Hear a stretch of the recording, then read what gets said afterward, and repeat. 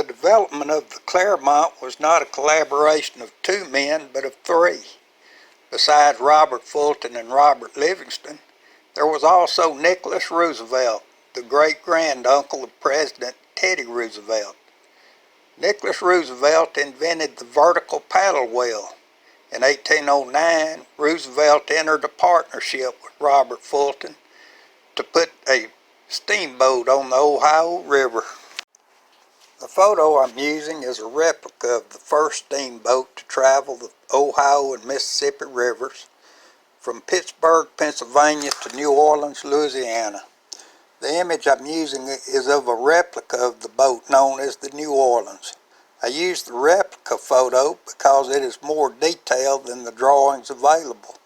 Notice the deep hull where the cargo holds were located.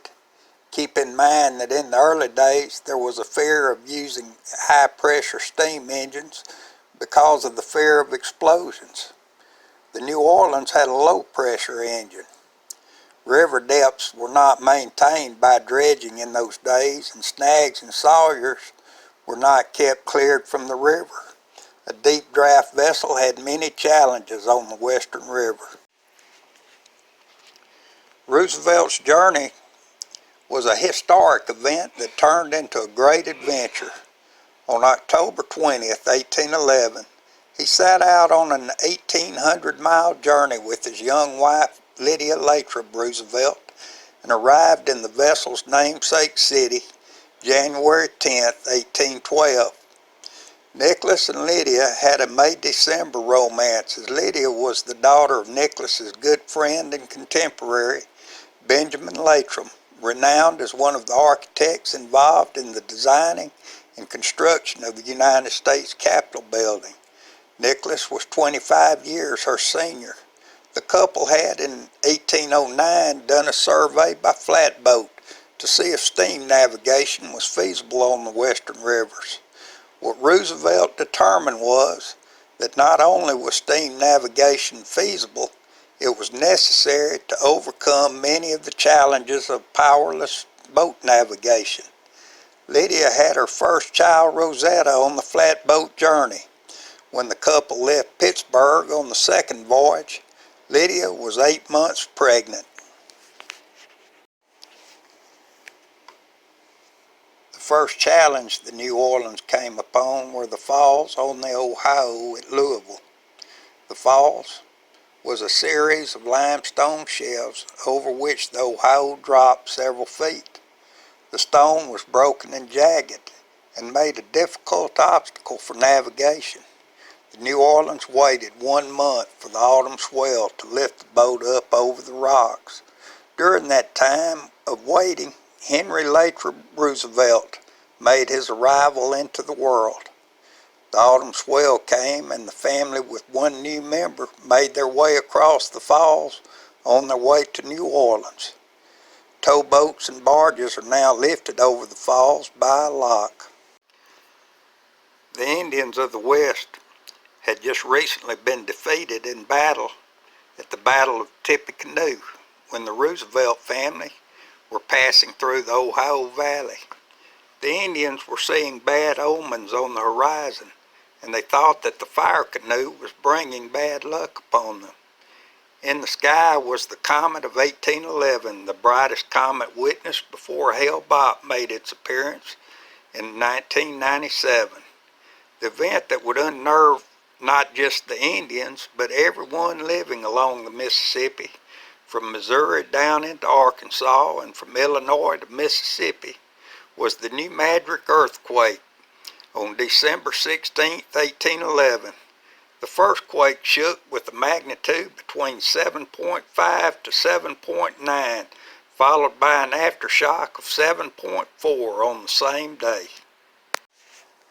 The New Madrid earthquake shook so hard that for a short time the Mississippi flowed backwards. Channels changed, some islands disappeared and others appeared, and trees that sloughed off from the banks went into the river to create snags and sawyers. The pilot notes kept and sold by keel boatmen were totally useless in a matter of minutes. The natural levee developed a crevasse in Tennessee, and the Mississippi flowed through, flooding the lowlands and creating a series of lakes. The most noted of these lakes is Reelfoot Lake. The event on the journey that would have the greatest effect on the fortunes of the Livingston-Fulton Steamboat Company and the future of the steamboat industry went totally unnoticed by Roosevelt. The New Orleans passed many flatboats and keelboats on the Ohio River, but one keelboat that Roosevelt passed was captained by a man of extraordinary vision and engineering abilities. His name was Henry Miller Shreve. Shreve was Quaker from West Virginia by way of New Jersey and Pennsylvania. Shreve began crewing keelboats to support his family after his father's death and eventually built one of his own.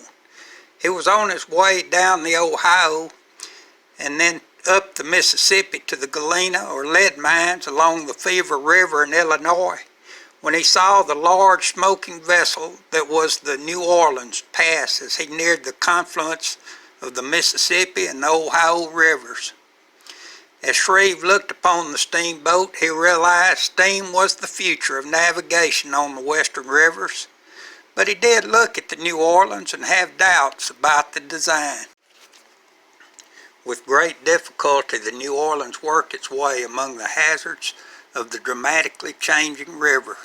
As the pilot worked his way through the snags, changing sandbars, and new channels, he would dictate what would become new pilot notes for keeping other vessels safe on the river. On January 10, 1812, the New Orleans arrived in the old French city for which it was named. The deep draft of the New Orleans and its low-pressure steam engine limited the vessel to the lower parts of the Mississippi, and the vessel began making scheduled runs for passengers and freight between New Orleans and Natchez, Mississippi. While the Livingston-Fulton Steamboat Company was establishing itself on the lower Mississippi, in Brownsville, Pennsylvania, a group of investors formed a joint stock company called the Monongahela and Ohio Steamboat Company, whose purpose was to engage in commerce on the western rivers. The first vessel developed by the company was a boat of the Fulton design called the Enterprise. It was given a couple of shakedown cruises under Captain Israel Gregg, making passenger and freight runs to all ports between Brownsville and Louisville, Kentucky. In December of 1814, Henry Miller Shreve took command with the mission of delivering a load of powder and ammunition to General Andrew Jackson's troops in New Orleans. Shreve's great adventure was not in the downstream journey of the Enterprise, which he did make in record time. His adventure involved what would happen on his arrival to New Orleans. The British fleet was anchored in Lake Bourne to the east of New Orleans, and the distributary bayous reaching to the Mississippi from the lake were being scouted and probed to find out the best way to penetrate the defenses of New Orleans. Tennessee and Kentucky backwoodsmen, always hankering to get in a scrap, were moving down the Natchez Trace to reinforce Jackson's army. Some of them did catch a ride on the Enterprise. When the Enterprise arrived in New Orleans, General Jackson drafted the boat and crew into the service of the American Army. The boat was used to deliver munitions and reinforcements to the forts guarding the mouth of the Mississippi. The Enterprise crew also ferried troops to the side of the river called the right bank of the river by geographers, but is most often called the west bank today. It was from the west bank that the artillery of the Barataria pirates, commanded by the Lafitte brothers and Dominique Hugh, laid down a deadly barrage upon the British.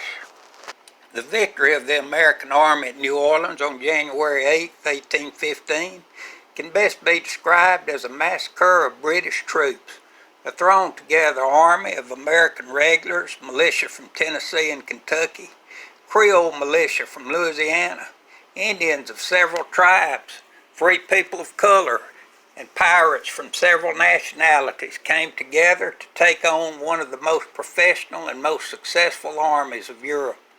Fresh off the battlefield from defeating Napoleon at Waterloo, Packingham's army had 2,034 casualties, and Packingham was sent home in a barrel of rum. The Americans had 13 killed in action, 30 wounded, and 19 missing or captured.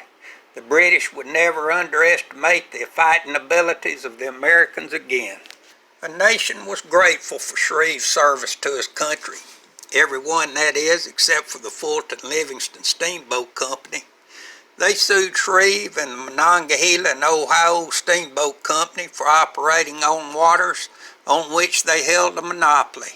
They even held Shreve in jail for a short time. When Shreve was released from jail in the spring of 1815, he began a journey upstream to Pittsburgh, Pennsylvania aboard the Enterprise. Fortunately, a major flood was taking place on the western rivers, and Shreve was able to leave the swift main channels of the Mississippi and Ohio rivers and travel across the deep still backwaters. When Shreve arrived in Pittsburgh, his accomplishment was hailed as proof of the feasibility of steam navigation for the full distance of the western rivers. Shreve knew otherwise. He knew that without the good fortune of the flood taking place, he would never have succeeded. He went to work on a steamboat design that would make the Fulton boats obsolete on the western rivers. He would also challenge the concept of monopolies of steam navigation on the western rivers.